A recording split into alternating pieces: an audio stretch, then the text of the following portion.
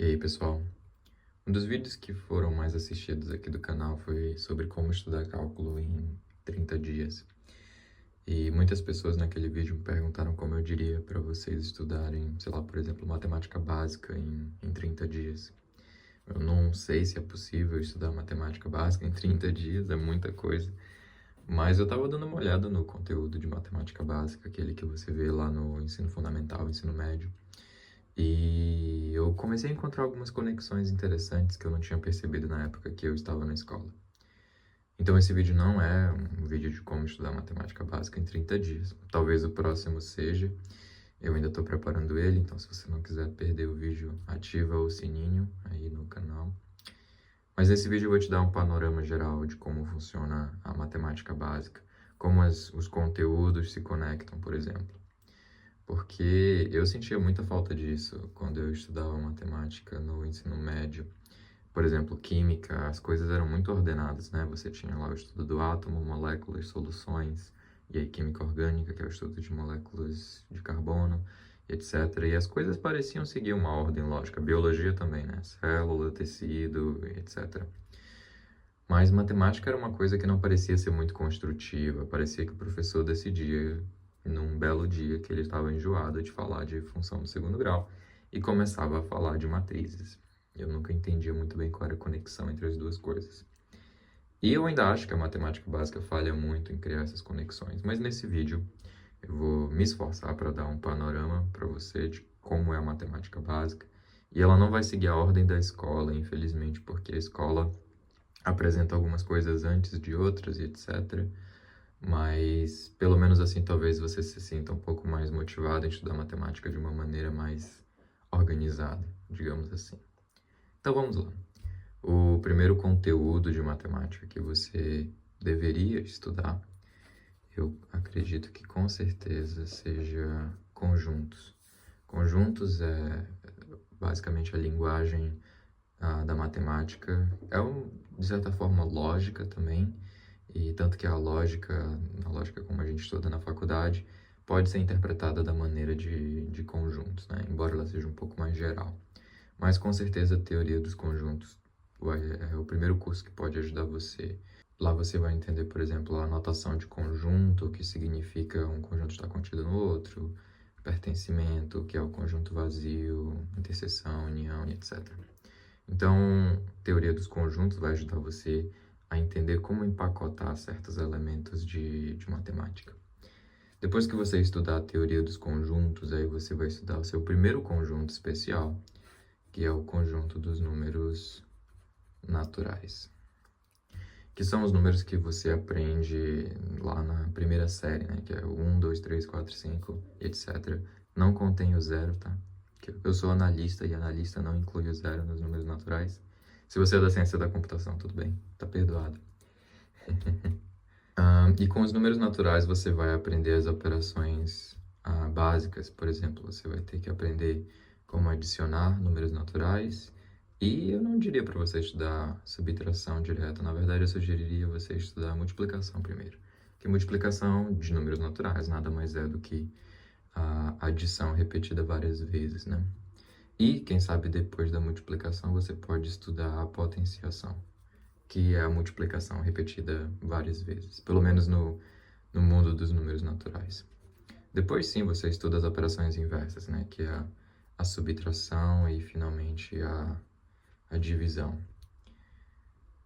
E quando você estudar subtração, talvez seria uma boa ideia você ser introduzido pela primeira vez aos números inteiros, que é quando você subtrai um número natural menor, um número natural maior de um número natural menor.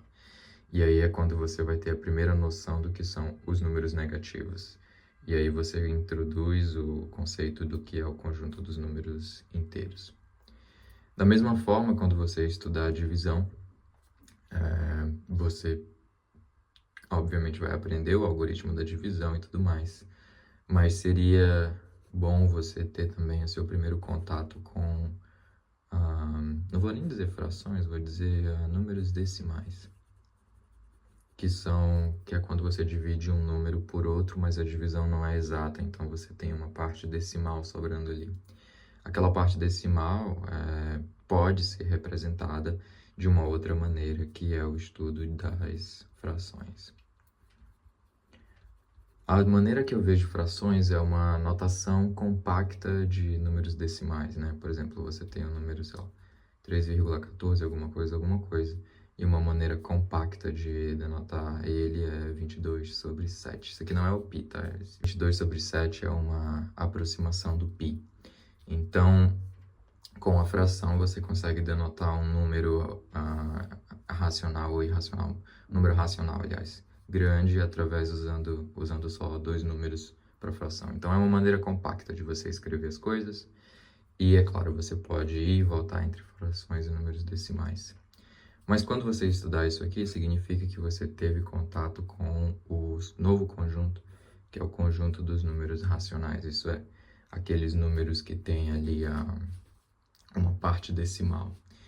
E aí, com esses conjuntos, então, naturais, inteiros e racionais, só sobra para você estudar os números que faltam, que é o complementar dos números racionais, que são os números irracionais, que é, por exemplo, o número de Euler, π, raiz de 2 e etc. E aí, quando você estudou todos esses conjuntos aqui, você aprendeu, por exemplo, o que é o conjunto dos números reais, que são os números irracionais unidos com os números racionais, que contêm os números inteiros e os que contêm os números naturais. E, obviamente, você estudou as operações básicas aqui com os números naturais, mas você também deveria estudar ela para os números inteiros, para os números racionais. E então você vai ter estudado ela para os números reais. Porque a operação de multiplicação, por exemplo, entre dois números inteiros é um pouquinho diferente do que de números naturais, porque agora os números eles têm uma propriedade extra, que é a negatividade dele. Se você estudou tudo isso aqui, aprendeu como fazer todas as operações nesses conjuntos aqui, incluindo radiciação, que eu não coloquei aqui, então deixa eu colocar aqui raiz de b sobre a. Se você aprendeu essa parte aqui, você concluiu o seu curso básico de aritmética. Você sabe realizar operações matemáticas com diversos números de diversos níveis de complexidade. E depois da aritmética, você está munido, você tem ferramentas suficientes para estudar outros tópicos. E eu vou só listar alguns deles aqui. Por exemplo, você está munido para estudar razão e proporção, que te ajuda a resolver alguns problemas interessantes do mundo real. Outro tópico é medidas estatísticas. Por exemplo, moda, média e mediana. Outro tópico que com certeza você vai achar muito útil é a regra de 3. Regra de 3. Claro que a regra de 3 não deixa de ser uma função linear, que a gente não falou de funções ainda, mas você pode estudar a regra de 3 sem saber o que é uma função linear. Acho que todos nós estudamos a regra de 3 sem saber o que é uma função linear. Outro tópico que com certeza é útil é porcentagem. Porcentagem nada mais é do que um número decimal que representa uma quantidade de um todo. Outro tópico também é o tópico de juros, mais especificamente os juros simples. Juros compostos vai vir um pouco mais para frente, mas juros simples, sem dúvida, você já pode estudar. E outro tópico, finalmente, é probabilidade. Porque você já tem conhecimento de teoria dos conjuntos, você já sabe dividir dois números, então você tem todas as ferramentas para aprender probabilidade no nível básico ali. Então, esse é o primeiro passo da matemática, né, que é o estudo da aritmética, estudo das operações entre os números, e ela já permite você entender todos esses tópicos aqui, que se você vai fazer o Enem, isso aqui é o quê? 50% da prova do Enem, digamos. Então, a prova do Enem a gente pode dizer que cobre sumariamente conjuntos e aritmética. E estatística, obviamente. É claro que vai ter outras coisas ali, mas se você vai fazer o Enem daqui a um dia e você tem que estudar alguma coisa, estude isso. Outro ramo da matemática que a gente entra depois de estudar aritmética é o seguinte. Você agora aprendeu que existe esse conjunto chamado conjunto dos números reais, que contém todos os números que a gente usa para medir, contar e representar coisas e etc. E agora a gente precisa dar um passo em direção à primeira abstração que você talvez veja da matemática, que é o estudo da álgebra. Que basicamente significa você realizar operações entre dois números reais sem saber exatamente qual é o número. Então, ao invés de dizer para você, soma raiz de 2 com raiz de 3 e me diz quanto dá, eu vou te dizer, soma um número com outro número e me diz quanto dá.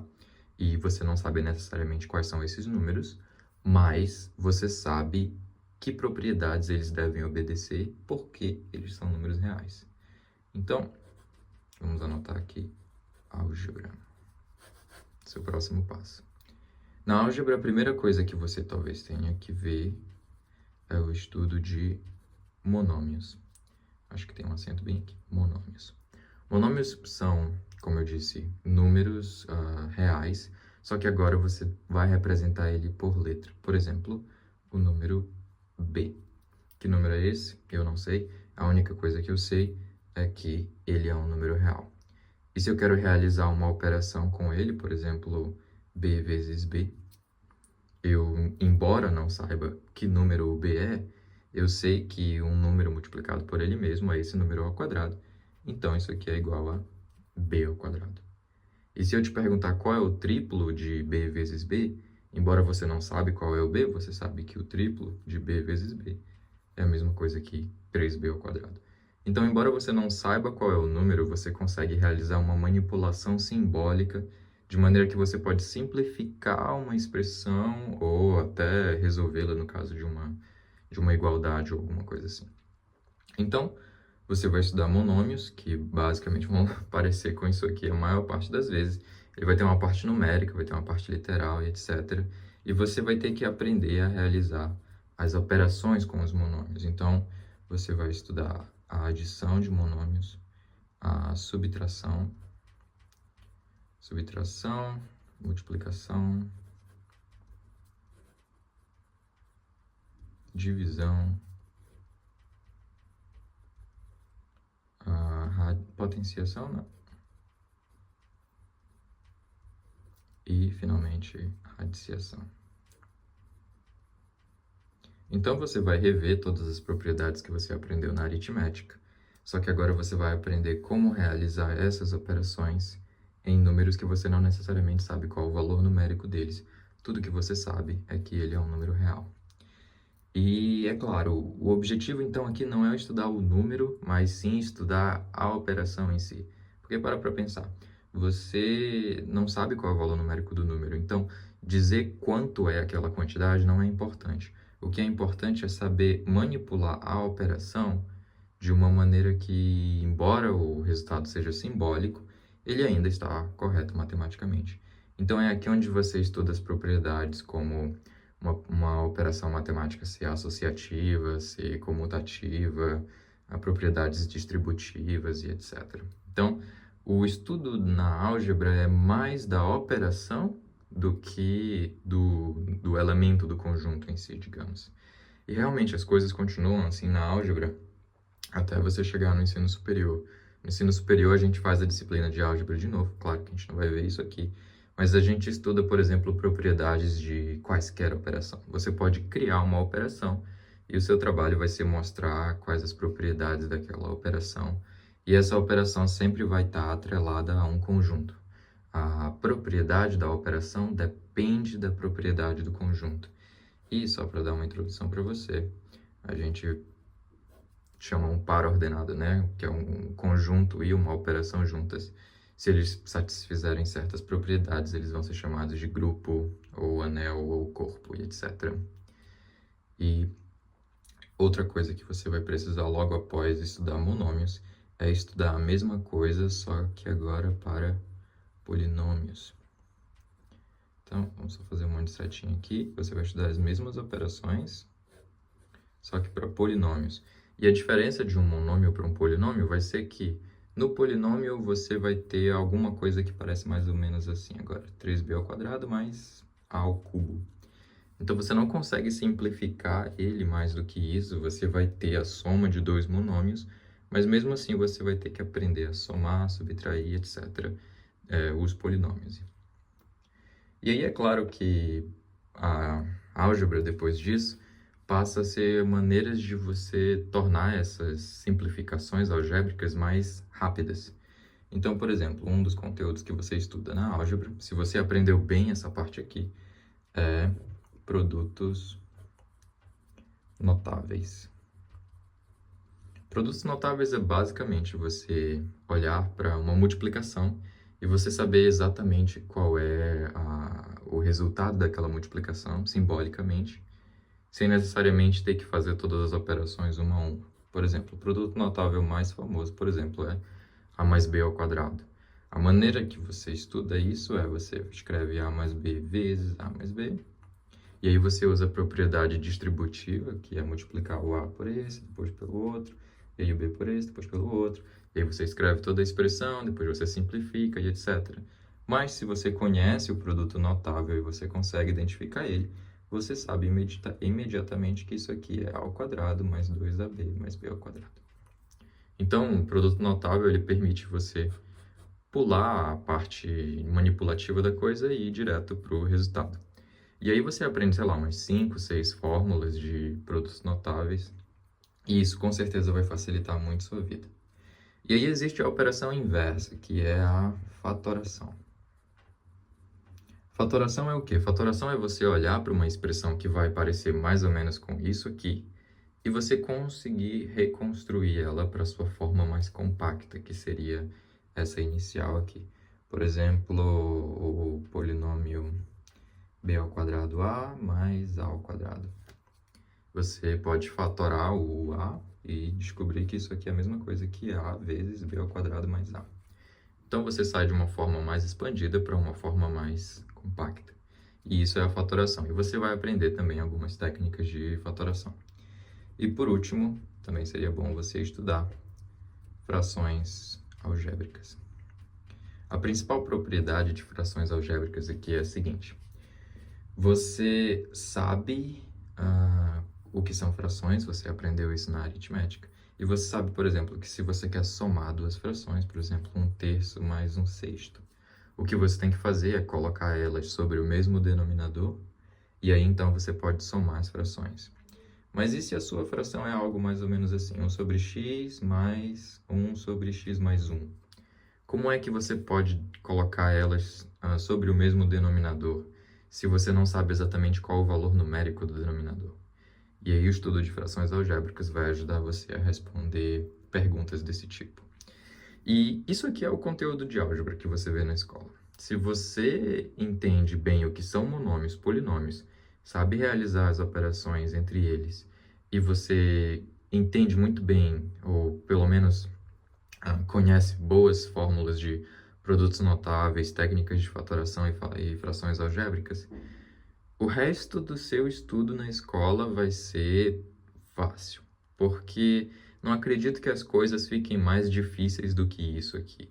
Isso aqui eu considero que é a parte difícil da matemática da escola, porque é a parte que talvez seja mais abstrata. E a gente vê isso no ensino fundamental, a gente não vê muito de álgebra no ensino médio. E aí, por isso que acontece de muitas pessoas passarem o ensino médio achando as coisas difíceis e complicadas, e errando o jogo de sinal e coisas assim, porque é essa parte aqui da matemática que talvez esteja faltando para você. E essa aqui também é a parte da matemática que falta para muita gente que faz o curso de cálculo 1 e repete pela primeira vez. Porque essas técnicas aqui de fatoração, produtos notáveis, é usado constantemente em cálculo. É um pré-requisito para você fazer um bom curso de cálculo. Então, se você não tem isso aqui, você provavelmente vai ter dificuldade na escola ao longo do tempo. Então, se você entende bem a aritmética, sabe fazer as operações, e você entende bem a álgebra, muito dificilmente matemática vai ser um conteúdo difícil para você. Eu acho que esse aqui é a matemática mais básica que pode existir. Talvez você consiga estudar isso em um mês, não sei. Mas vamos seguir em diante. Vamos falar agora sobre um outro conteúdo que você também vê no ensino fundamental e no ensino médio, que é o conteúdo de geometria. Geometria é o estudo de formas, digamos assim, mas eu gosto de ver a geometria mais de uma maneira mais como ela foi criada originalmente por Euclides. Então, se você for estudar geometria, a primeira coisa que você teria que entender é a noção de ente primitivo. Então, ponto, reta e plano. Entender o que são os entes primitivos e também os axiomas da geometria, que são 5 lá, né? Dados 2 pontos, existe uma única reta que passa sobre eles, dados 2 pontos em uma reta, existe um ponto entre esses 2 pontos iniciais, e etc, etc, etc. Então, estudar os entes primitivos e os axiomas que eles obedecem é o primeiro passo ali para o seu estudo de geometria. E daí, então, você pode estudar as formas clássicas de geometria, né? A primeira forma mais básica é o triângulo, que é quando você estuda ângulos entre duas retas, você vai aprender algumas propriedades, como somar e subtrair ângulos, etc. E o triângulo é o primeiro polígono convexo, digamos assim. Então, por isso a gente estuda ele. Depois você estuda quadriláteros, de maneira geral. Então, você tem o retângulo, o quadrado e o trapézio. Eu não deveria dizer que eles são diferentes, né? Você estuda o trapézio, caso ele tenha todos os ângulos internos iguais, ele é um retângulo, e caso ele tenha todas as arestas iguais, ele é um quadrado. Então, interessante entender as conexões sobre eles. Depois você estuda uma outra figura geométrica. Na verdade, seria interessante você estudar polígonos convexos primeiros, que são os polígonos mais gerais que os quadriláteros, por exemplo, pentágono, octógono, etc. E à medida que você vai aumentando o número de lados e de ângulos, você vai percebendo quais as propriedades que se mantêm, por exemplo, qual é a soma dos ângulos internos de um determinado polígono. E aí você faz o exercício de, se meu polígono convexo tivesse infinitos lados, ele seria uma circunferência. E aí você faz, então, o estudo da circunferência. E, se você não teve a oportunidade, eu recomendaria você parar mais um pouquinho para estudar triângulos. E alguma das coisas que você precisa aprender sobre triângulos são as relações métricas. Por exemplo, incluir o Teorema de Pitágoras, e isso aqui para você, estudo das relações métricas, pode ser uma introdução à trigonometria, que é você estudar a sua primeira noção de seno, cosseno e tangente. Ok, então esse aqui é o estudo da geometria, mais ou menos como você vê no ensino fundamental. E fica à vontade para dar o salto aqui, né? Dar o salto para geometria espacial. Que é basicamente você repetir esse estudo, mas agora em um espaço de 3 dimensões. Que parece mais ou menos com isso aqui. E aí você vai estudar, além das áreas dos seus objetos geométricos, você vai estudar também uma nova propriedade que eles terão, que serão os volumes e etc. Então, esse aqui é o estudo da geometria. A geometria não é uma coisa muito complicada. Talvez você se perca um pouco ali na quantidade de fórmulas que você vai ter que aprender para calcular áreas e volumes e etc. Mas tente manter as coisas mais próximas dos entes primitivos e dos axiomas de Euclides, que você vai, com certeza, fazer um bom curso de geometria. Então, a gente dá uma pausa na geometria aqui, que não deixa de ser um pouco diferente da álgebra e da aritmética, e a gente volta ao estudo da álgebra agora em um passo mais adiante, que é o estudo de funções. E esse talvez seja... Eu acho que a gente estuda funções no ensino fundamental, mas talvez seja o primeiro contato com algum conteúdo mais avançado de ensino médio. E a primeira coisa que você precisa saber quando você estuda funções é a diferença entre relações e funções. E também você precisa entender bem o que é o plano cartesiano. Uma coisa que eu aprendi na universidade, para mim foi incrível, é que uma função nada mais é do que um subconjunto do plano cartesiano, né? Então você tem o plano cartesiano aqui, é um conjunto de pontos no plano, e você pode escolher um conjunto específico de pontos, mais ou menos assim, e esse conjunto de pontos ele vai formar uma relação. Se ele tiver algumas propriedades extras, como cada ponto no seu eixo x, ou no eixo das abscissas, corresponde a apenas um único ponto no eixo das ordenadas, então você consegue criar uma função. Então, por exemplo, se fosse algo mais ou menos assim, isso aqui seria uma função, porque cada ponto no eixo das abscissas corresponde a um único ponto no eixo das ordenadas, diferente desse caso aqui, onde um ponto no eixo das abscissas tem alguns correspondentes no eixo das ordenadas. Então, você pode ver a definição do que é uma função. Uma função é um subconjunto de pares ordenados do R2. Essa é uma definição maravilhosa de função, com a propriedade extra de que você só pode ter uma correspondência única entre um ponto no domínio e um ponto no contradomínio. Então, você começa aqui o estudo das funções, e eu recomendaria você estudar 3 tipos de funções. O primeiro tipo são funções que associam números naturais a números reais. Eu esqueci de mencionar uma coisa aqui, né? Função, sendo um subconjunto de pares do R2, ela sempre vai ter ela sempre vai lidar com dois conjuntos, que no caso, na maioria das vezes, vai ser o conjunto dos reais e o conjunto dos reais. Ela vai pegar números no conjunto dos reais e transformar ele em outros números. Você pode ver isso aqui mais ou menos assim. Você tem duas cópias dos reais e a função ela transforma um elemento de um em outro. Na maioria das vezes, o que vai acontecer, na verdade, você vai ter uma função fazendo isso aqui, ó. Ela vai pegar um número no conjunto dos reais e vai transformar ele em outro número num subconjunto dos próprios reais. Eu acho que é isso que acontece com a maioria das funções que você aprende no ensino médio.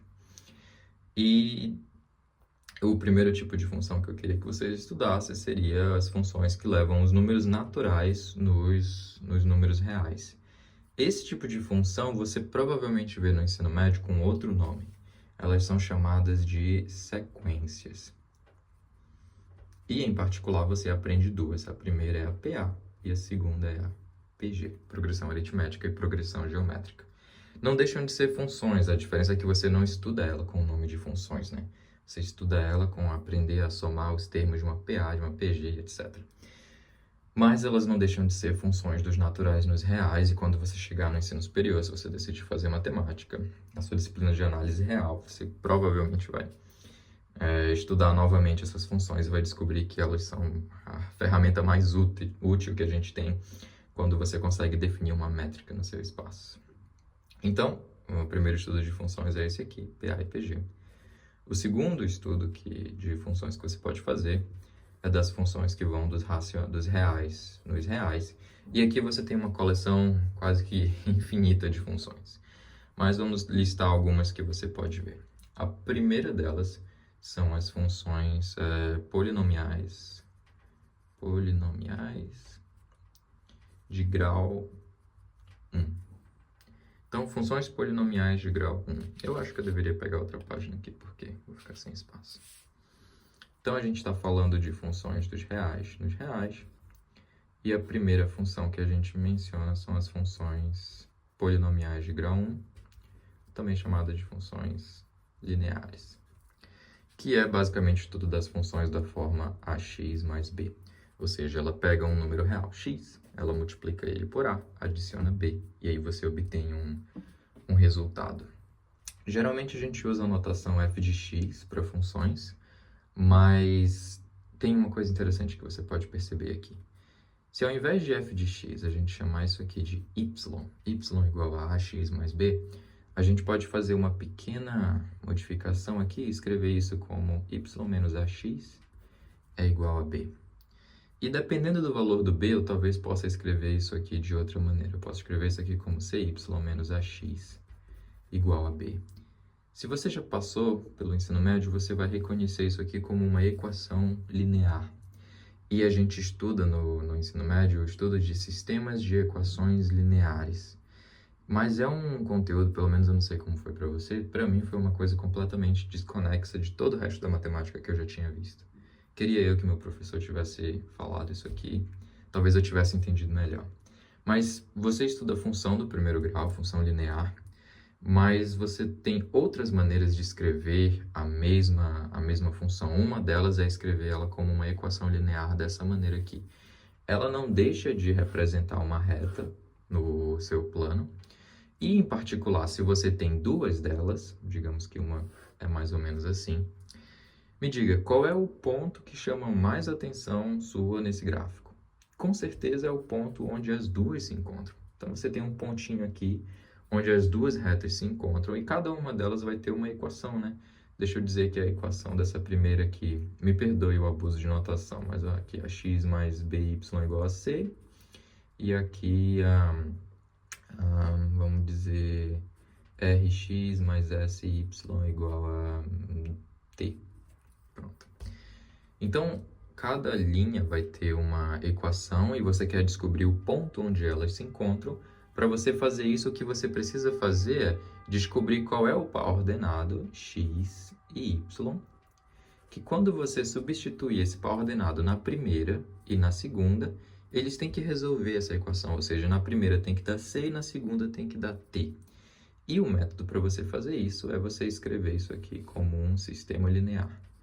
Ax mais by igual a c e rx mais sy igual a t.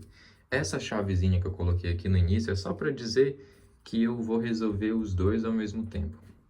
Eu não estou tentando encontrar todos os pares x e y que resolvem a equação, mas eu estou tentando encontrar apenas o ponto onde as duas se intersectam. E a propriedade para você fazer isso é justamente você colocar uma reta, digamos, entre aspas, dentro da outra. E aí você faz isso como? Tenta encontrar um fator comum, adiciona as equações e etc, etc. A gente poderia falar mais sobre isso, mas esse vídeo está ficando um pouco longo.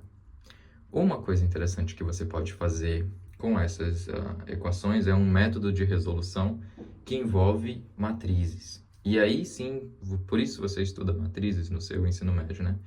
Porque matrizes é o seguinte: matrizes é o estudo de vetores. Então, você pode ter um vetor, digamos, um vetor dessa forma aqui, xy, que ele é representado dessa maneira. E o que ele é um ponto no seu plano, uma coordenada x e uma coordenada y.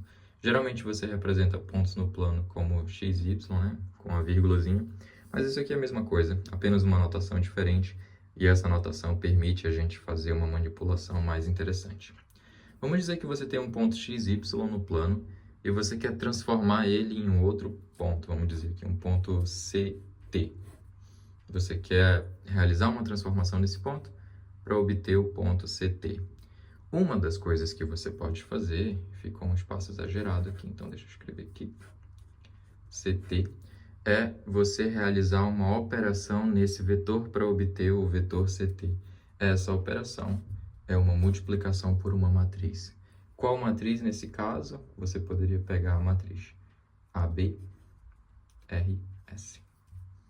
Então, se você realizar a multiplicação de matrizes aqui, A vezes x, B vezes y, R vezes x, S vezes y igual a CT, você retorna para o sistema linear. Então, eu consegui escrever o sistema linear que a gente queria resolver usando um outro objeto matemático que se chama matriz.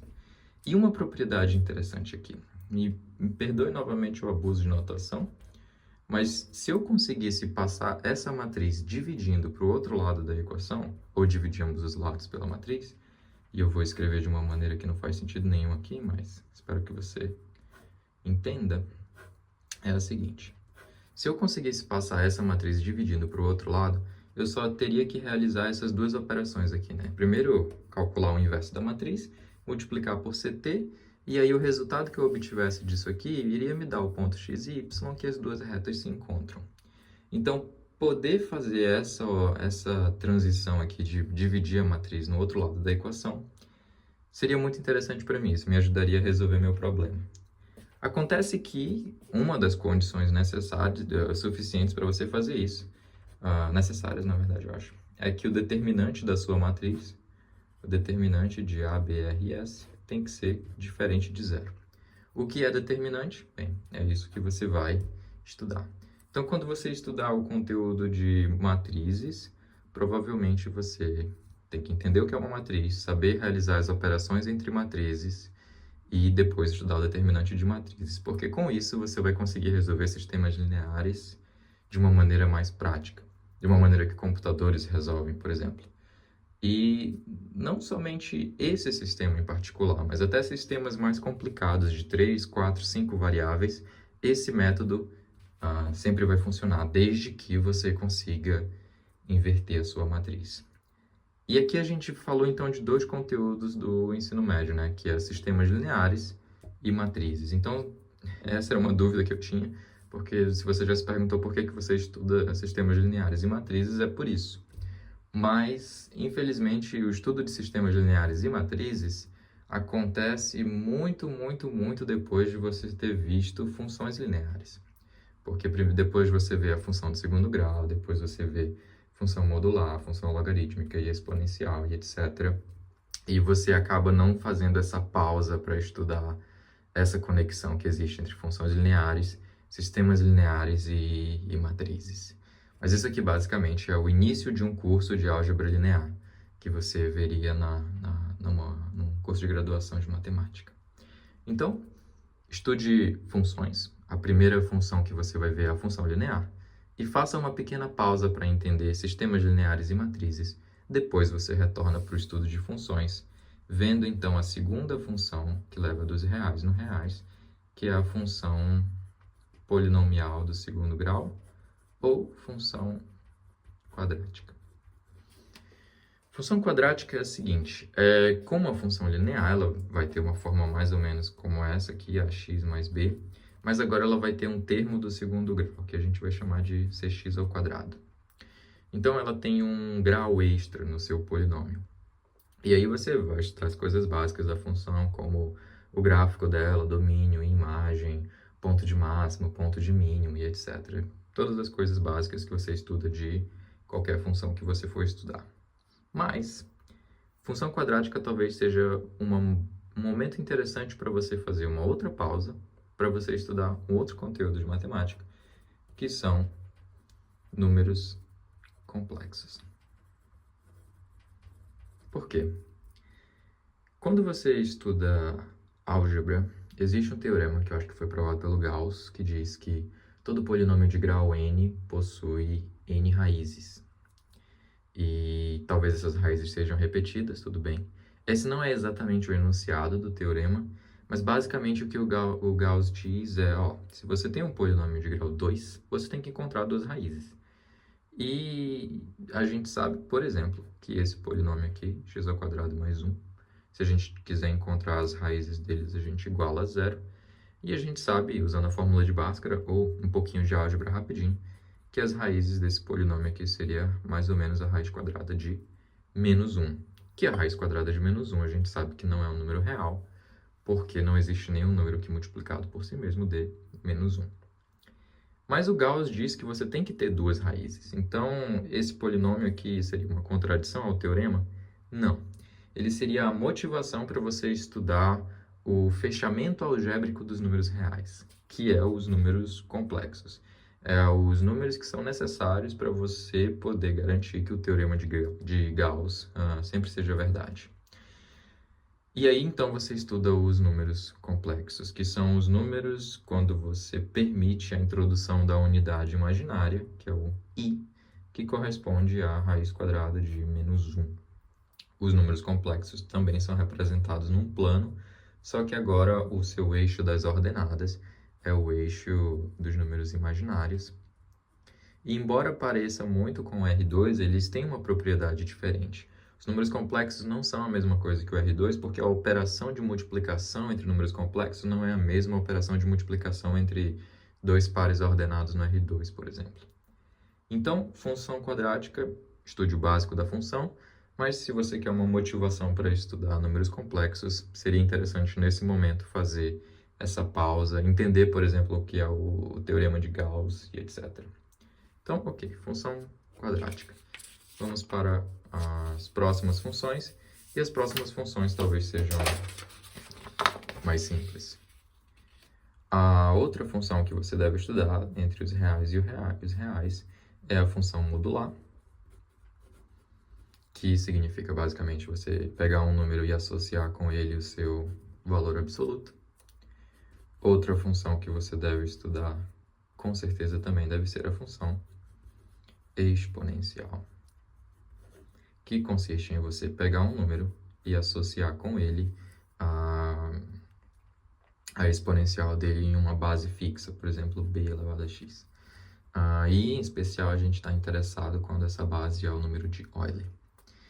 Aqui seria interessante você, novamente, estudar o gráfico da função, domínio, imagem, propriedades, etc. Mas, se você quiser fazer uma terceira pausa, seria uma boa oportunidade para você estudar matemática financeira. Por quê? Matemática financeira agora, lembra que antes você estudou juros simples, mas agora você pode estudar o conteúdo mais importante, que é juros compostos. E uma das propriedades de juros compostos é que a fórmula dos juros compostos em determinadas condições, quando o tempo converge para o infinito, ela converge para o número de Euler. E a fórmula dos juros compostos, se você lembra, ela é exatamente uma função exponencial no tempo. Então, seria um momento interessante dos seus estudos para você fazer uma pausa e estudar matemática financeira. E a última função, que é a inversa da função exponencial, é a função logarítmica. E aqui, mais ou menos, você encerrou o seu estudo das suas funções de reais em reais. Existem ainda outras funções que seria interessante você estudar, só que essas não são necessariamente de reais em reais.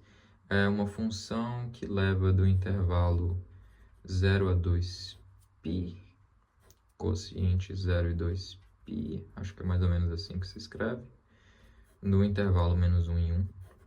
Basicamente, o que eu estou tentando dizer aqui é você pega o intervalo 0 a 2π, você conecta as pontas dele, né? Você tira o quociente entre 0 e 2π, e o contradomínio dessa função é de menos 1 e 1, que são as funções, se você recorda, isso aqui são as funções logarítmicas, trigonométricas.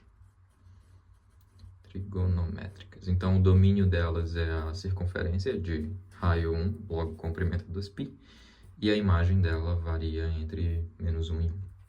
E aqui você estuda funções como seno, cosseno, tangente, cotangente, cossecante, etc. E, novamente, você aprende o domínio, a imagem, o gráfico de cada uma dessas funções, e etc, etc. Então, até aqui você terminou o seu estudo básico das funções. E se você tem tempo, seria uma boa oportunidade para você fazer um estudo de pré-cálculo. Porque quando você fizer o curso de cálculo na universidade, com certeza você vai precisar saber, como a gente já falou, né? Aritmética, óbvio. Álgebra, se você souber boas técnicas de álgebra, você vai fazer um bom curso de cálculo. Mas o curso de cálculo é o estudo de funções. Então, se você aprendeu esse monte de exemplos de funções, seria interessante você estudar ela num nível um pouquinho mais abstrato, que é o curso de cálculo. E no curso de cálculo, você está interessado em fazer operações nas funções. Então, sem saber exatamente qual é a cara da sua função, você vai poder fazer operações nelas. Muito parecido com o avanço entre a aritmética e a álgebra, é o avanço entre o estudo de funções e o cálculo. Então, por exemplo, as propriedades que você mais vai estar interessado é calcular a derivada de uma função e também calcular a integral de uma função. Não sei porque eu coloquei um sinal de igual aqui. Então, calcular a derivada de uma função e a integral de uma função. E o fim do curso de cálculo é o teorema fundamental do cálculo, que diz que uma operação é a inversa da outra. E, obviamente, para você entender essas operações, o coração delas é o estudo do limite de funções. Então, só um pequeno aperitivo aqui para você. Se você tiver tempo, seria uma boa oportunidade para você estudar limites, introdução a derivadas e introdução a integrais. Falta apenas, então, um conteúdo para você terminar o seu estudo da matemática básica, que é o curso de Geometria Analítica. Geometria Analítica. Que é, digamos, o primeiro passo da conexão entre álgebra e geometria, né? que um rapazinho chamado Descartes teve a brilhante ideia de pegar o plano cartesiano e colocar uma figura geométrica em cima dele e estudar as propriedades dessa figura usando o fato de que agora ele consegue associar cada ponto da figura geométrica a um ponto no plano cartesiano. E então, geometria analítica é basicamente o estudo de 3 objetos. É o estudo do ponto, depois o estudo da reta, e aí, claro, você estuda a distância entre uma reta e um ponto, a distância entre os 2 pontos, etc. E quando você estuda a reta, você estuda posições relativas entre elas, se elas são paralelas, se elas são perpendiculares, como calcular o grau de abertura entre 2 retas que se intersectam, etc. E, finalmente, o estudo da circunferência. Circunferência, que é, novamente, estudo da posição relativas entre circunferências e coisas assim, etc. E quando você fizer esse curso de geometria analítica, com certeza você vai precisar de um bom conhecimento de geometria, um bom conhecimento de funções, porque quando você estuda funções, você estuda ali o plano cartesiano. Então, o curso de geometria analítica costuma ser o último, porque você precisa ter visto o plano cartesiano, que você vê em funções, você precisa ter visto álgebra, para você saber como manipular as coisas, e você precisa ter visto geometria. E só um pequeno aperitivo para a gente encerrar o vídeo. Uma das coisas que vai acontecer quando você entrar no ensino superior é que você vai começar a misturar ainda mais esses conteúdos. Por exemplo, geometria analítica alinhada ao cálculo vai dar origem para você a uma coisinha chamada geometria diferencial. E aí, a partir desse ponto, os conteúdos de matemática é muito difícil você realizar uma separação entre eles. Basicamente, eles se tornam um grande objeto de estudo. E sempre existe conexões entre todos esses conteúdos da matemática. O ensino médio e o ensino fundamental tentam fazer essa separação para facilitar para você entender as coisas e etc. Mas, infelizmente, às vezes isso pode vir como um tiro no pé, porque você tem que terminar o estudo de funções para depois ver sistemas lineares, mas sistemas lineares é o estudo de funções lineares, etc. Então, nesse vídeo eu tentei fazer uma maneira de mostrar a matemática básica para você, realizando conexões entre todos os tópicos que você estuda, mas saiba que essa não é a ordem dos tópicos que você vê na escola. Mas, mesmo assim, se você está estudando matemática básica sozinho, talvez seja um bom plano para seguir e, quem sabe, no outro vídeo eu mostro para você como seria impossível estudar isso aqui em 30 dias, mas um plano de estudos de matemática básica. É isso.